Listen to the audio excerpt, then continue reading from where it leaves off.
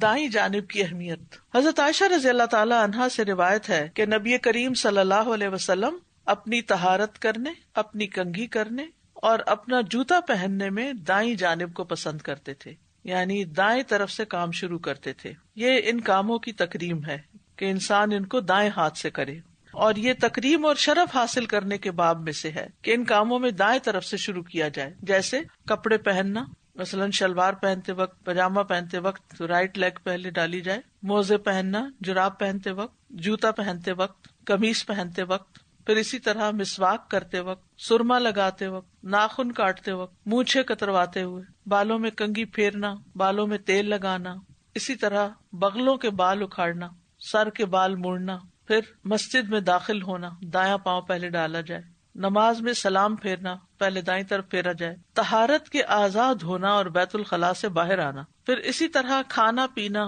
مصافحہ کرنا، حجر اسود کا استلام کرنا، اور اس طرح کے دیگر کام جو ان کاموں کے ہم معنی ہوں ان میں دائیں طرف سے شروع کرنا مستحب ہے، اور جو ان کاموں کے علاوہ ہوں، اپوزٹ ہوں، جیسے بیت الخلاء میں داخل ہونا، مسجد سے نکلتے وقت لیفٹ پاؤں باہر پہلے کریں گے، ناک کو صاف کرنا، نتنا ایک یا دوسرا پہلے لیفٹ صاف کریں گے، اور استنجا کرنا، اور کپڑے اتارنا، یعنی پہنتے وقت دایاں پاؤں ڈالیں گے پہلے، اور اتارتے وقت لیفٹ پہلے اتاریں گے، اور شلوار اتارنا، موزے اتارنا، اور اسی طرح کے دیگر کام ان میں بائیں طرف سے شروع کرنا مستحب ہے۔ اور یہ سب کچھ اس لیے کہ دایاں ہاتھ محترم اور قابل شرف، دائیں جانب کی ہمارے دین میں ایک اہمیت ہے۔ مثلا اللہ سبحانہ تعالیٰ کے بارے میں آتا ہے کہ رحمان کے دونوں ہاتھ دائیں ہیں۔ پھر دائیں ہاتھ والے کون ہیں؟ جو جنت میں جانے والے لوگ ہیں۔ تو اس سے یہ پتہ چلتا ہے کہ دائیں ہاتھ کی کتنی اہمیت ہے کہ جنتیوں کو دائیں ہاتھ والا کہا گیا۔ دائیں طرف کو خوش بختی کی علامت سمجھا جاتا تھا اہل عرب کے ہاں۔ قرآن مجید میں آتا ہے سورۃ الواقعہ کی یہ آیات، اور دائیں ہاتھ والے کیا ہی اچھے ہیں دائیں ہاتھ والے، وہ ایسی بیریوں میں ہوں گے جن کے کانٹے دور کیے ہوئے ہیں، اور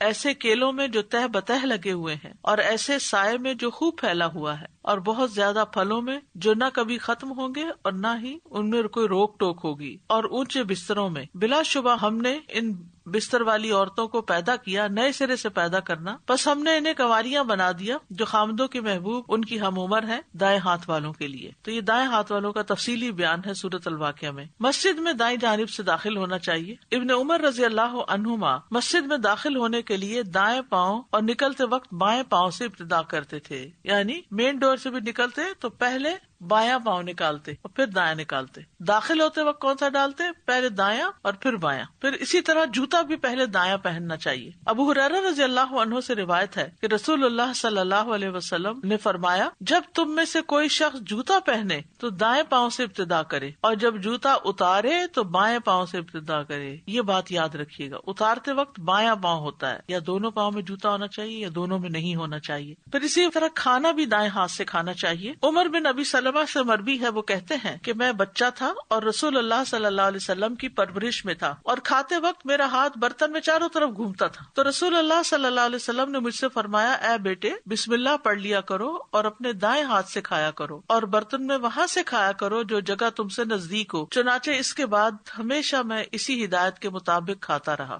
اسی طرح اگر کسی کو کوئی درد ہو رہی ہے، دم کرنا ہے آپ کو یا اپنے آپ کو کرنا ہے، تو درد والی جگہ پر دایاں ہاتھ رکھ کے دم کرے، رائٹ ہینڈ۔ عثمان بن ابی العاص سے مروی ہے کہ وہ نبی صلی اللہ علیہ وسلم کے پاس آئے اور انہیں ایک تکلیف پہنچی تھی، قریب تھا کہ وہ تکلیف ان کو کام سے بیکار کر دے گی، یعنی صحابہ کو۔ تو انہوں نے نبی صلی اللہ علیہ وسلم سے اس کا ذکر کیا، تو نبی صلی اللہ علیہ وسلم نے ان سے کہا کہ اپنے دائیں ہاتھ کو تکلیف کی جگہ پر رکھ کر 7 مرتبہ ہاتھ پھیرتے ہوئے یوں کہو، اعوذ بعزت اللہ وقدرتہ من شر ما اجد واحاذر، اللہ کی عزت اور قدرت کی پناہ چاہتا ہوں ہر اس شر سے جس میں مبتلا کیا جاؤں یا مبتلا ہوں۔ تو یہ درد کا بہترین نسخہ ہے کہ درد والی جگہ پر دایاں ہاتھ رکھ دیا جائے، ہتھیلی رکھ دی جائے، اور 3 دفعہ بسم اللہ بسم اللہ بسم اللہ، اور پھر 7 دفعہ یہ پڑھا جائے۔ اور ایک اور روایت میں خالی اعوذ باللہ وقدرتہ ہی آتا ہے۔ یہاں ایک بات یہ بھی یاد رکھی جائے کہ دائیں ہاتھ سے طہارت کی ممانعت ہے، یعنی اچھے کام کرنے کے لیے دایاں ہاتھ اور